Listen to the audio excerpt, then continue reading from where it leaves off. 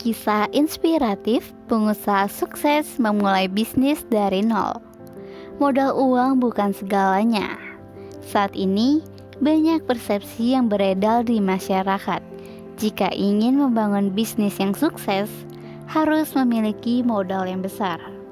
Banyak orang yang mengatakan bahwa keuangan adalah penentu keberhasilan dalam memulai bisnis. Tahukah kamu? Ada banyak pengusaha yang sukses yang terlahir dari keluarga miskin dan sulit untuk memperoleh kehidupan layak di masa kecil hingga mudanya. Artinya, modal besar menjadi bukan satu-satunya penentu kesuksesan seorang pengusaha. Dua kisah inspiratif pengusaha sukses berikut ini mungkin bisa memberikan gambaran yang sesungguhnya jika kesuksesan bisnis sama sekali tidak dipengaruhi oleh modal keuangan yang kita miliki. And it's me, Poppy Yellow.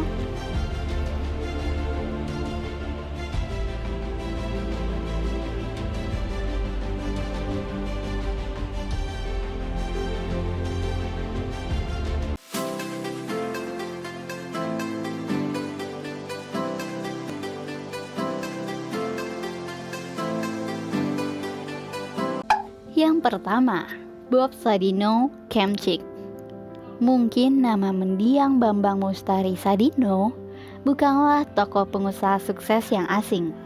Kisahnya dimulai dari kegagalan bisnis sewa mobil akibat satu-satunya mobil yang dimiliki mengalami kecelakaan. Terlihat dari sini Bob Sadino sudah tidak memiliki apapun kecuali mobil rusak tersebut. Lantas bagaimana beliau bisa menjadi pengusaha sukses?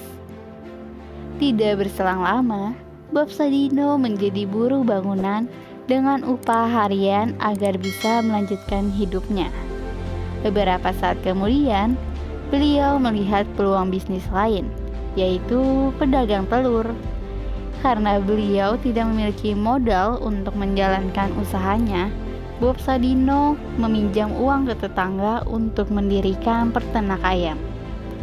Untuk menjadi sukses, membutuhkan waktu yang lama bagi Bob Sadino.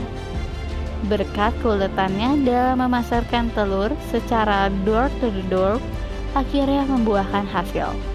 Pelanggan yang semakin bertambah mendorong Bob Sadino mendirikan Kemcik, sebuah supermarket terkenal yang menyediakan berbagai produk peternakan bahkan pertanian.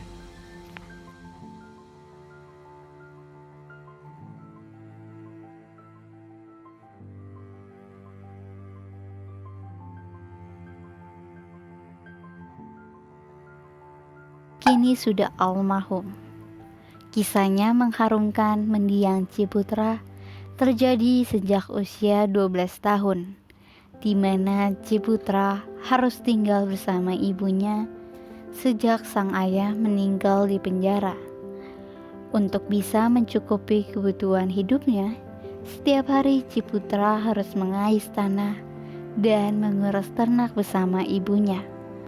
Perjuangannya yang panjang tersebut berbuah hasil ketika Ciputra sukses menyelesaikan studi arsiteknya di ITB.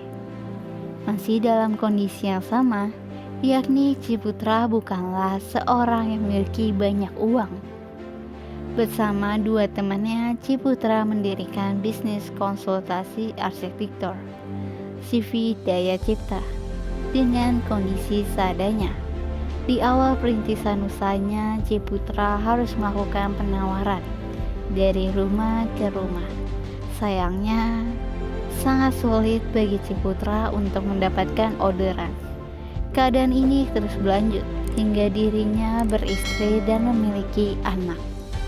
Karena keberaniannya, akhirnya Ciputra memutuskan untuk berdiri dan pindah ke Jakarta dengan harapan usahanya dapat berjalan dengan lancar. Namun tetap saja, karena tidak memiliki banyak uang, membuat usahanya yang dijalankan sulit untuk berkembang.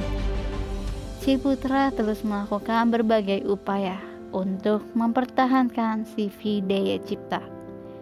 Beliau nekat mencari celah agar bisa mengajukan permohonan diri kepada Gubernur Jakarta untuk mendapatkan proyek. Permohonan tersebut membuahkan hasil di mana penawaran Ciputra diterima oleh Sumarno, Gubernur Jakarta. Sayangnya di saat yang bersamaan, pemerintah daerah sedang tidak memiliki dana untuk menjalankan proyek usulan Ciputra tersebut. Diterima, lagi-lagi ketiadaan dana menjadi hal yang terus menghambat bisnis Ciputra. Karena Ciputra masih terus berkeinginan meneruskan proyek tersebut, dia mendapatkan songgokan dana dari berbagai pengusaha sukses. Dari titik inilah kesuksesan Ciputra semakin terlihat. Keberhasilannya menyelesaikan proyek pertama di Jakarta membuat usahanya terus berkembang pesat. Sampai pada akhirnya usaha Ciputra, PT Daya Cipta, membuka banyak anak usaha baru di berbagai tempat. Kini, Ciputra dikenal sebagai konglomerat dan salah satu raja properti di Indonesia. Kisah dari dua tokoh pengusaha sukses yang inspiratif yang sudah Popielo jabarkan untuk kalian adalah contoh dari banyaknya pembisnis sukses yang memulai usaha dengan kondisi keuangan yang sangat tidak memungkinkan. Intinya, untuk mengembangkan bisnis agar mampu berkembang pesat harus dibarengi dengan keuletan, keberanian, dan cerdik membaca peluang seperti apa yang dikerjakan oleh dua tokoh yang sudah Popielo bacakan. Dan see you di next episode. Goodbye.